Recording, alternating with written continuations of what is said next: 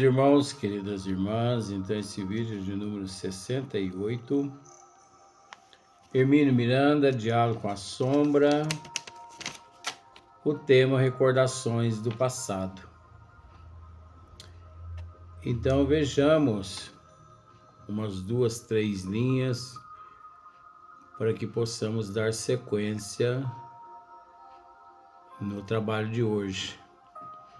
Hermínio Miranda, ele diz assim: é certo que por aí dificilmente ele irá à glória imediata, ainda que efêmera, ou ao poder que talvez ainda o fascine. É mais certo que continue o percurso da dor, da renúncia, dos desenganos, porque a redenção ainda vem longe para aquele que muito errou. Tratando-se do esquecimento do passado, do véu do esquecimento do passado, tratando-se desses seres que reencarnam. E é óbvio que quando reencarnam, obviamente, todos nós somos, de certa forma, beneficiados pela misericórdia de Deus na condição de véu do esquecimento do passado. Porque conforme já dissemos nos vídeos anteriores, o véu do esquecimento do passado não é uma conquista. O véu do esquecimento do passado não é um atributo, e sim misericórdia do Pai para com todos nós. Então Hermínio, ele continua assim: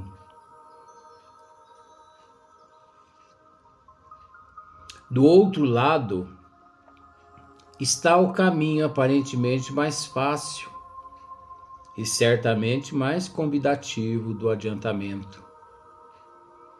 Ficam para depois as conquistas sobre nós mesmos.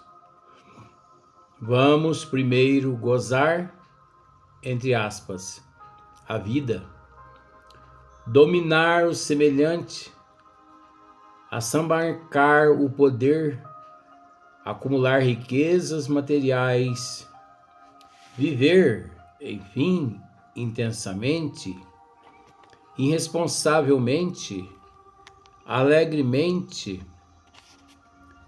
Depois veremos como acertar essas contas com o que por largos séculos ou milênios teimamos em chamar de destino.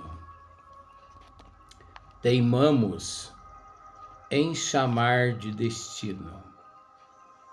Muitas pessoas, às vezes, por falta de conhecimento, pensa no destino. Eu sou o que sou graças ao meu destino.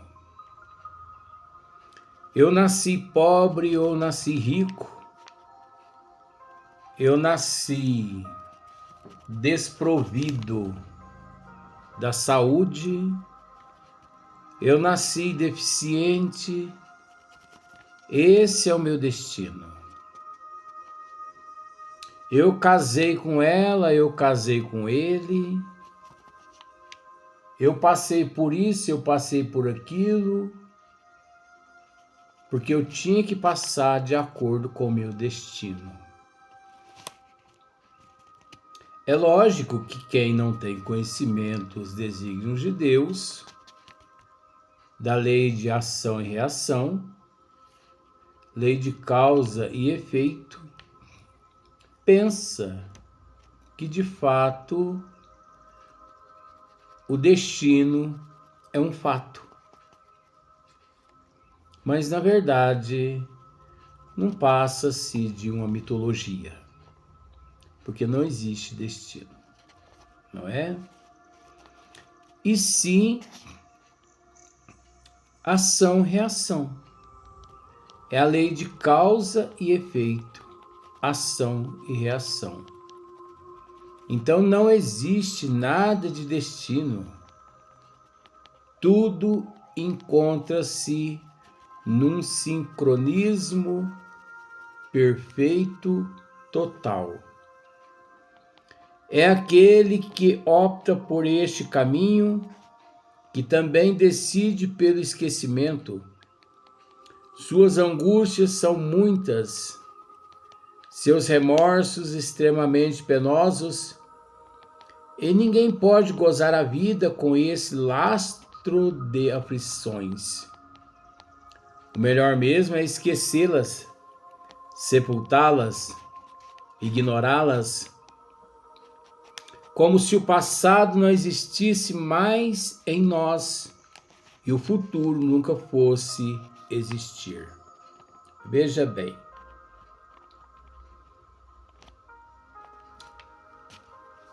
No nível que nós nos encontramos, nós acreditamos no passado, nós acreditamos no futuro. Mas é preciso entender que, no nível que nós nos encontramos,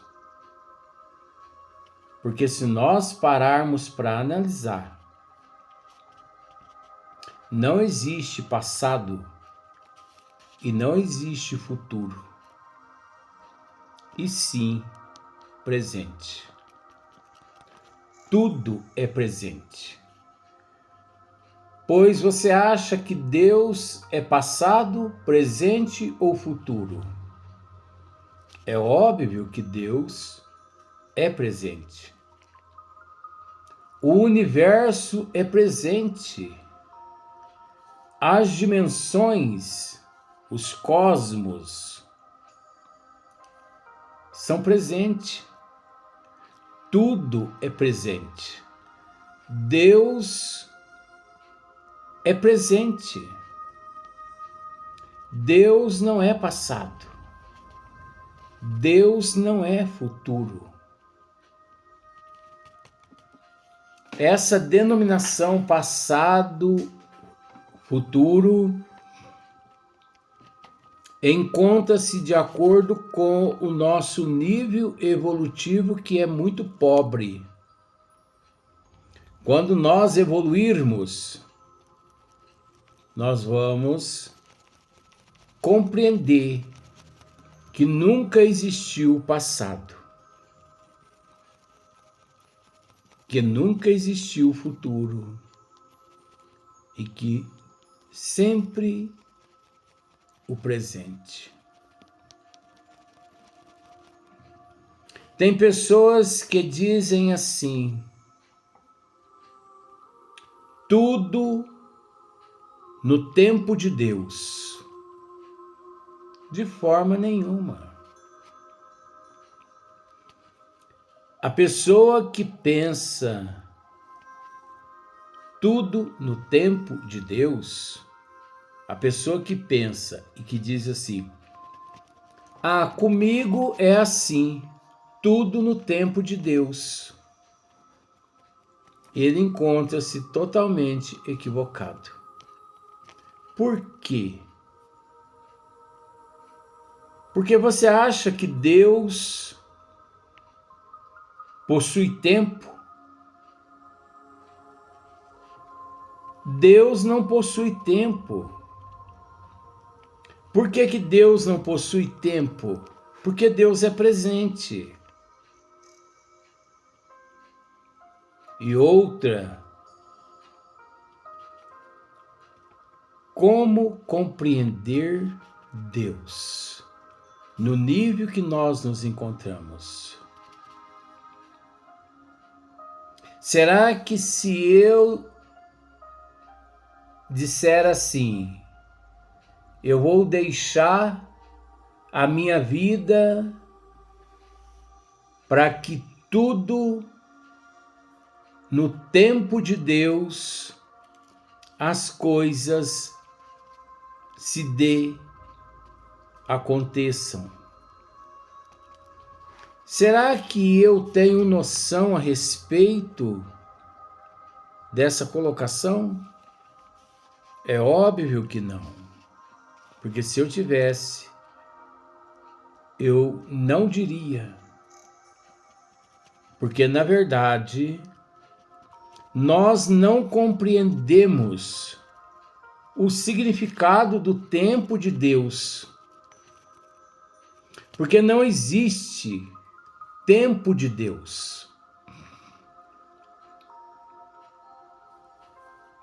Devido, onisciente, onipresente, onipotente, devido ele, inteligência suprema, causa primeira de todas as coisas. Mas, se tratando do nosso nível, já existe o nosso tempo. Então eu costumo dizer aos meus amigos, eu prefiro deixar que o tempo, juntamente com a paciência e o conhecimento, solucione esse probleminha. O nosso tempo, nós possuímos um tempo. Por que nós temos um tempo? Por que nós possuímos um tempo? Porque nós somos, ou melhor, nós fomos criados. Então existe-se o tempo da criação.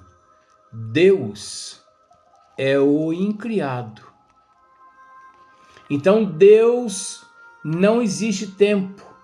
Não existe o tempo de Deus. Mas já existe o nosso tempo.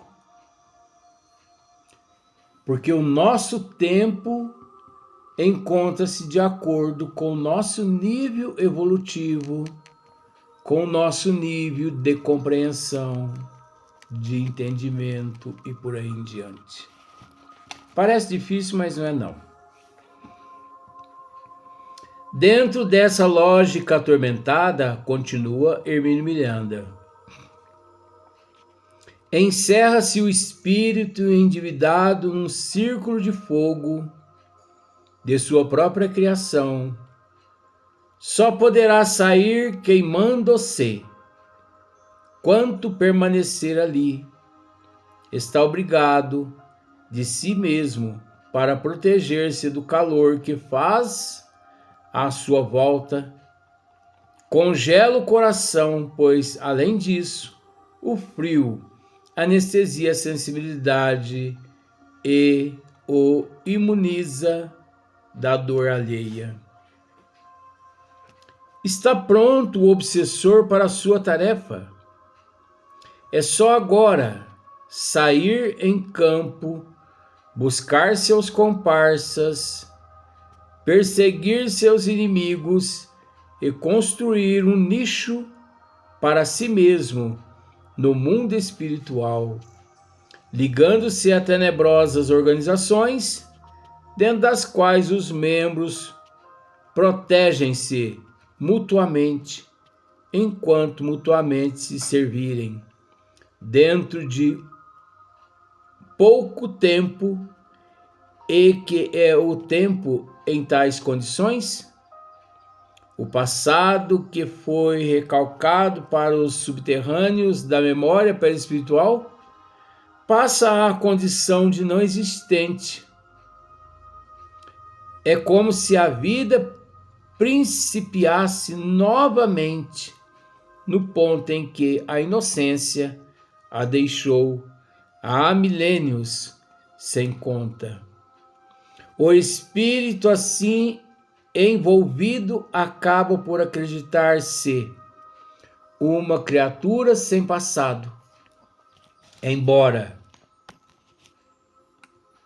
adstrito à incoerência dos alienados, Utilize-se em proveito próprio de todo o acervo de experiência e conhecimento que traz em si daquele mesmo passado que renega.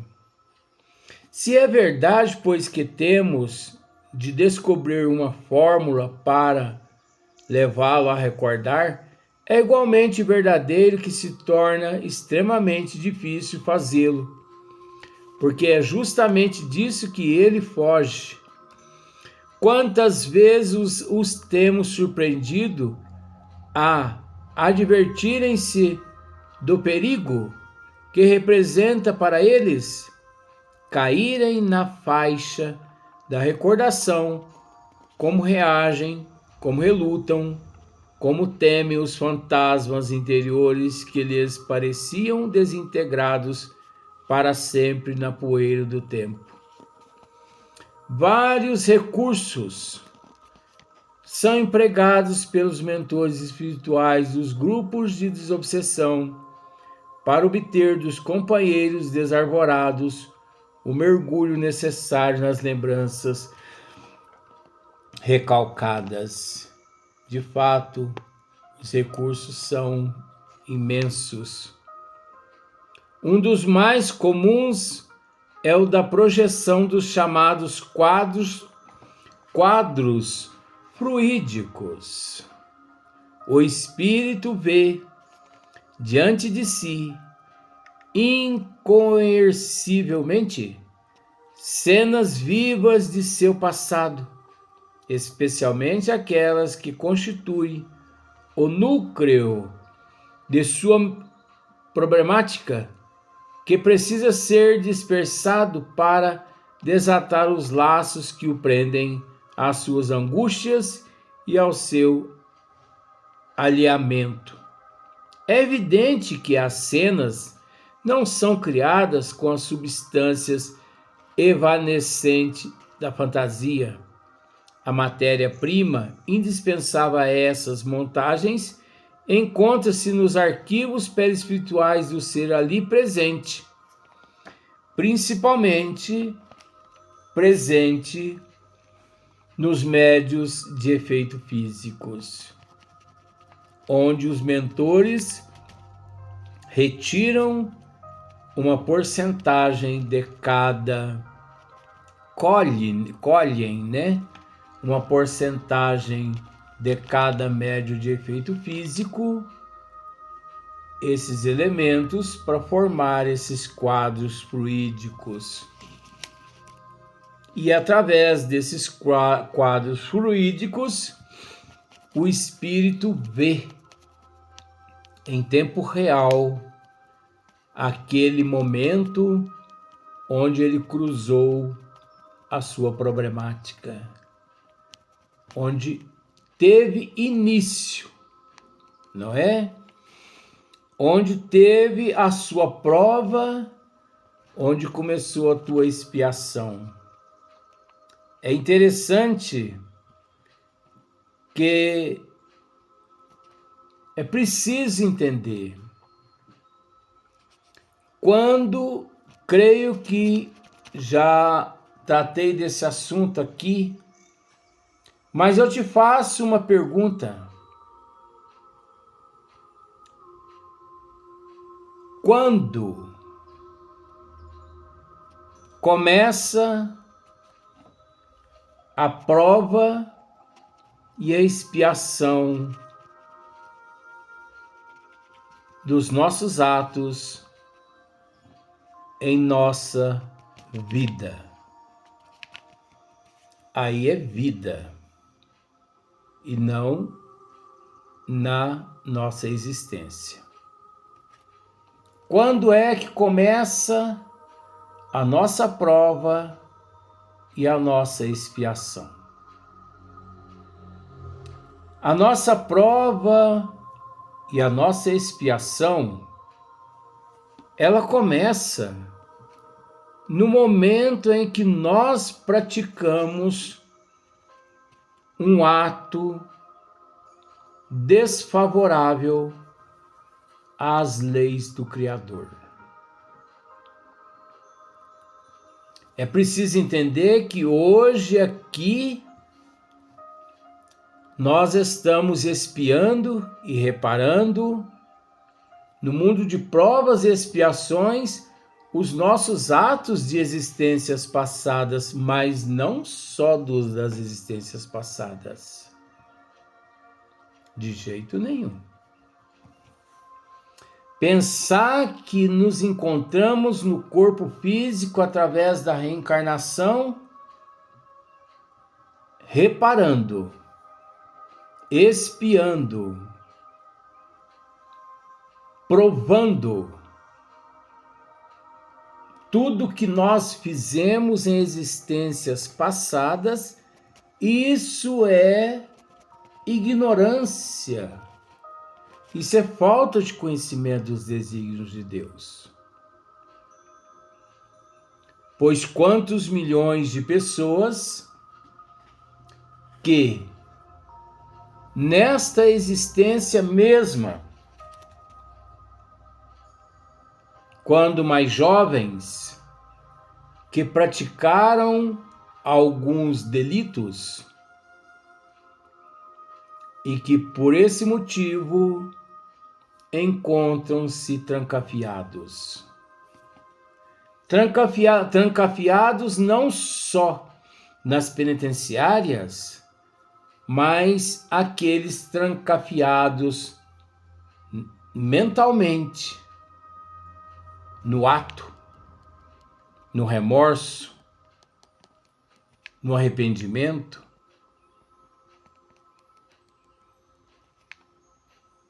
É o que se mais vê aqui na Terra.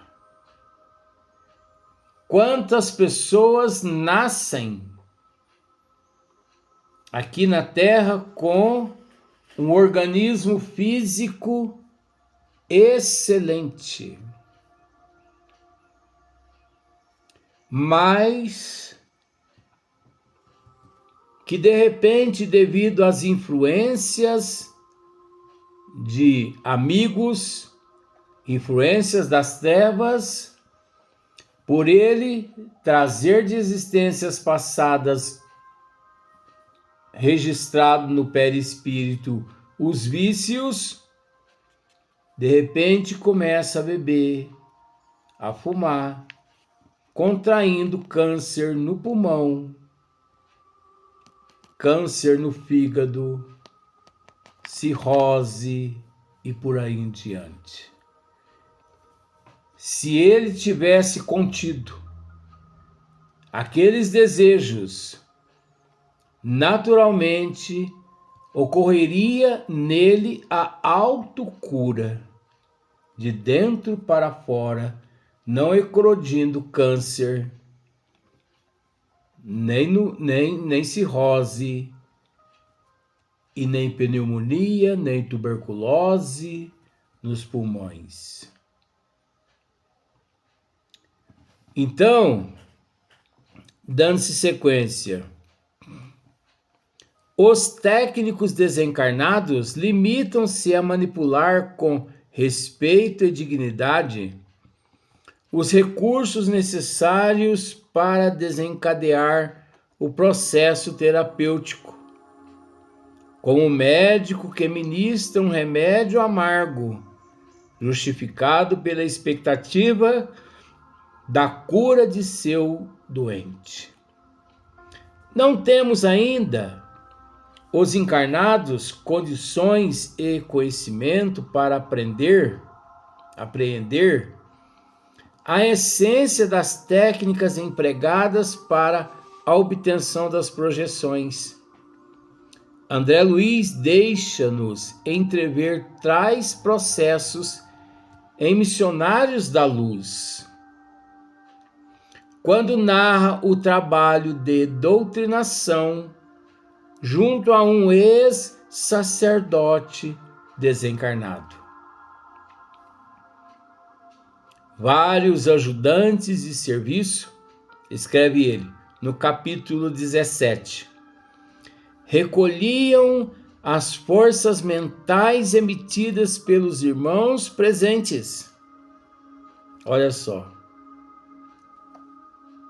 recolhiam as forças mentais emitidas pelos irmãos presentes, inclusive as que fruíam abundantemente do organismo mediúnico, o que, embora não fosse novidade, me surpreendeu pelas características diferentes com o trabalho era levado a efeito.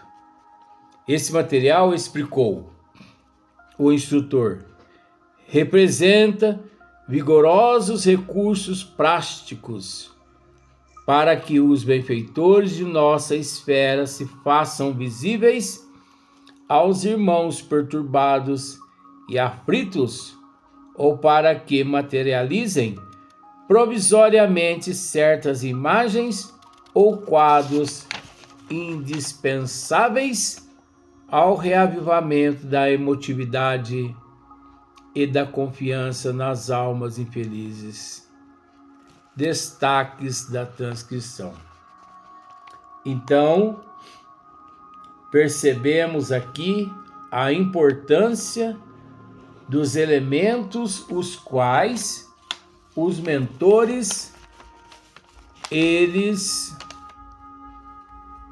recolhem nos médios, nas reuniões de desobsessão principalmente, para depois, nos médios de efeito físico, para depois empregar nos atendimentos nas regiões umbralinas, nos vales de sofrimento. Vamos para o próximo vídeo.